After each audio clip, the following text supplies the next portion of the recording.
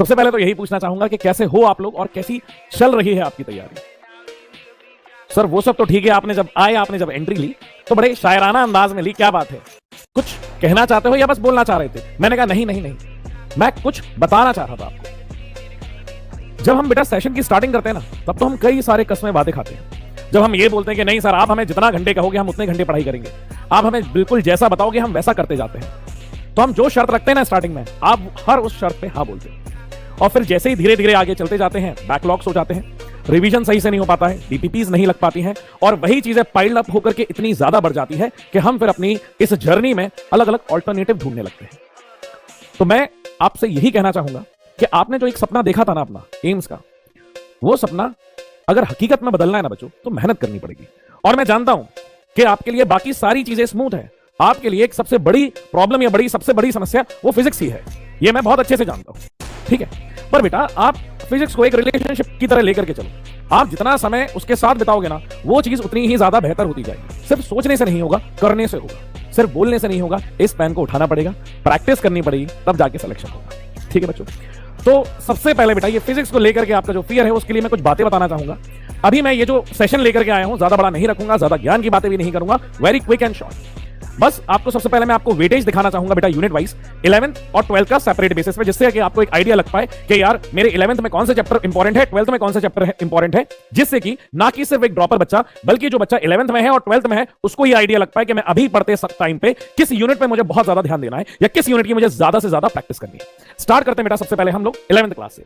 11th class में बेटा अगर हम लोग यूनिट की बात की जाए तो सबसे पहले ही बेटा यहां पे मेजरमेंट मतलब आपकी यूनिट्स एंड डायमेंशन आ जाती है। मैंने इंडिविजुअली लिखा हुआ है, आप बस ये देख लीजिए, इसका परसेंटेज 20% है। इसके बाद बेटा बात करूं, सेम अमाउंट ऑफ परसेंटेज बेटा हमारी हीट का भी है, और यही इंपॉर्टेंट परसेंट हमारा फ्लूइड का है। मतलब अगर 11th का वेटेज देखूं तो मेजॉरिटी ऑफ पोर्शन बेटा मुझे यूनिट एंड डायमेंशंस, फिर हीट और फिर प्रॉपर्टीज ऑफ सॉलिड में मिल जाता है। ये सर आप कैसे कह सकते हो या किस बेसिस पे कह सकते हो, या आपकी इस कही बात का मैं किस रेफरेंस पे ये कहूं कि ये कही गई बात सही है? तो बेटा ये बेसिकली जो चार्ट बनाया गया ना, ये आपके प्रीवियस ईयर जो क्वेश्चंस आए हुए हैं, जिस चैप्टर से आए हुए हैं और उनका बेटा ईयर, उनके बेसिस पे ये परसेंटेज लिखा गया है। क्लियर है? ये बेटा आपके 11th के हैं, ये आप देख सकते हो, और ये आपके 12th का पार्ट है। दोनों को कंबाइन करके बेटा आपका 11th और 12th का ये वेटेज बनाया गया है। क्लियर?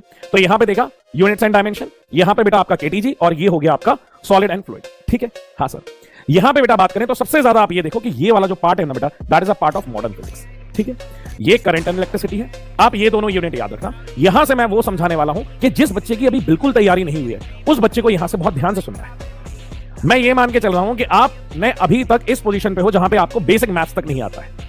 मैं वहां से शुरुआत कर रहा हूं कि अपन यहां पे t = 0 से यहां से अपन जर्नी शुरू कर रहे हैं। तो क्या हो सकता है अगर आप अभी भी ध्यान से मन लगा के पढ़ें? शुरुआत बेटा ऐसे चैप्टर से कराऊंगा जहां पे ये सारी एक इंडिविजुअल यूनिट है। ये यूनिट्स को जब आप पढ़ना शुरू करोगे, इससे पहले कोई यूनिट पढ़ने की जरूरत नहीं है। मैं उन चैप्टर से शुरू करूंगा जिनका वेटेज ज्यादा है और जहां से बेटा याद करने में कम समय लगेगा, उसको तैयारी अच्छे से कर सकते हो। अपन पहले वहां से शुरू करेंगे। तो यहां पे बेटा सबसे पहली जो यूनिट आ जाती है वो मॉडर्न फिजिक्स की आ जाती है। मॉडर्न फिजिक्स के ही अंदर मैंने सेमीकंडक्टर बेटा ऐड किया है। अब इसका रीजन सुनो बेटा। सबसे पहले तो आप जब 12th पास करके नीट का एग्जाम देते हो या 12th में हो, तो आप लोग बेटा बोर्ड के बेसिस पे अपने इस पार्ट को ऑलरेडी करते हो, क्योंकि आप 12th में थे, आपने बोर्ड की तैयारी करी होगी, तो आपने अच्छे से पढ़ा होगा। बस उसी के प्रैक्टिस क्वेश्चन ज्यादा करने हैं। ये वाली यूनिट बेटा सेम रिलेटेड होती है हमारी केमिस्ट्री से, तो बच्चे को और ज्यादा कॉन्फिडेंस आ जाता है कि हाँ यार ये रिलेशनशिप मैंने कहीं ना कहीं तो देखे हुए। तो इसको बेटा बाकी सारी चीजें छोड़ो, क्या हुआ है क्या नहीं हुआ है, सबसे पहले मॉडर्न फिजिक्स को निपटाओ।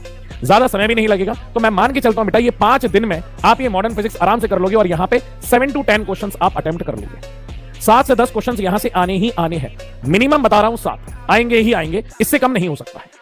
सबसे पहले आप इस यूनिट को बेटा कंप्लीट करिए। इसे पढ़ने के लिए पहले का कुछ नहीं आएगा ना, तब भी ये पूरा सीख जाओगे। अगली जो यूनिट आ जाती है बेटा वो हीट आ जाती है। हीट में भी सेम है। हीट में बेटा थर्मल की बात करी जाए, केटीजी की बात की जाए या थर्मोडायनेमिक्स, बेटा ऑलरेडी ये केमिस्ट्री में आप पढ़ चुके हो। आपका इसको लेकर के कॉन्फिडेंस 10x है। आप कोई चीज ऑलरेडी जब सब्जेक्ट में पढ़ लेते हो ना कि यार एडियाबैटिक प्रोसेस तो मुझे पता है, कन्वर्जन ऑफ हीट मुझे पता है, टेम्परेचर स्केल मुझे पता है, तो बेटा ज्यादा चीजें नहीं बचती। आप ऑलरेडी उस टॉपिक को लेकर के पॉजिटिव होते हो। तो आपको पहले ये चैप्टर और ये यूनिट खत्म करनी है। यहां से ही बेटा 5 से 6 क्वेश्चंस आएंगे ही आएंगे, और मात्र 4 दिन लगेगा, क्योंकि आप थर्मोडायनेमिक्स केटीजी ऑलरेडी केमिस्ट्री में जानते हो अच्छे से।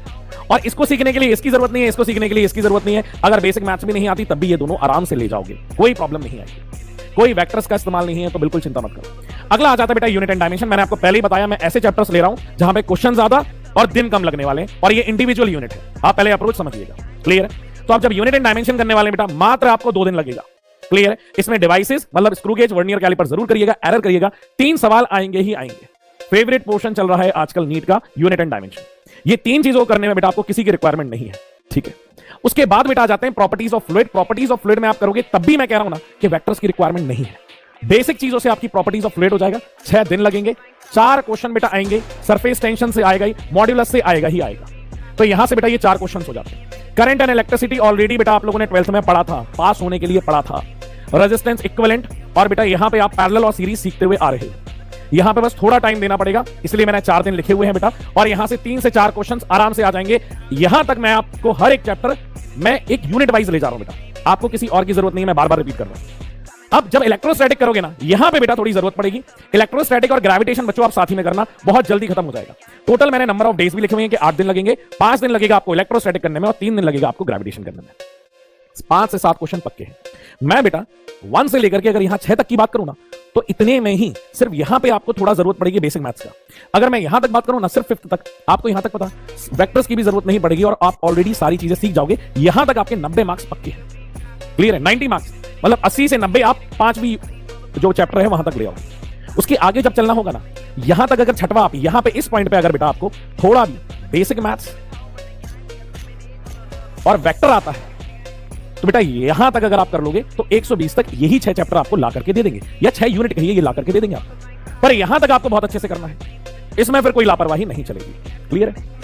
अगर यहां पे बेटा बेसिक मैथ सीखने के बाद ये क्या लिखा हुआ है इसमें वापस आऊंगा, पहले मैं यहां की बात करना चाहूंगा।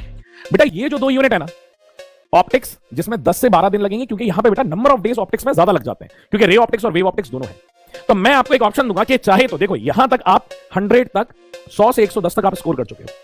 यहां पे मैं आपसे ये कहूंगा कि यू हैव एन ऑप्शन कि अगर आपके पास समय बचा हुआ है, तो आप या तो ये करिए या तो ये करिए। बेटा आप एक चीज समझो कि आपको जब आप पेपर देने जाओगे ना, तो क्या चाहिए है पेपर में, ये नहीं चाहिए कि हमारे पास 30 चैप्टर है जिनकी प्रैक्टिस हमने एक बार करी है, तो कोई नया सवाल आएगा ना उसके सही होने के चांसेस कम है। पर अगर आप इस बात को समझ लोगे कि मैं 15 चैप्टर करके गया हूं, पर उन 15 चैप्टर की प्रैक्टिस मैंने 30 बार करी है, तो आप सिलेक्शन ले जाओ।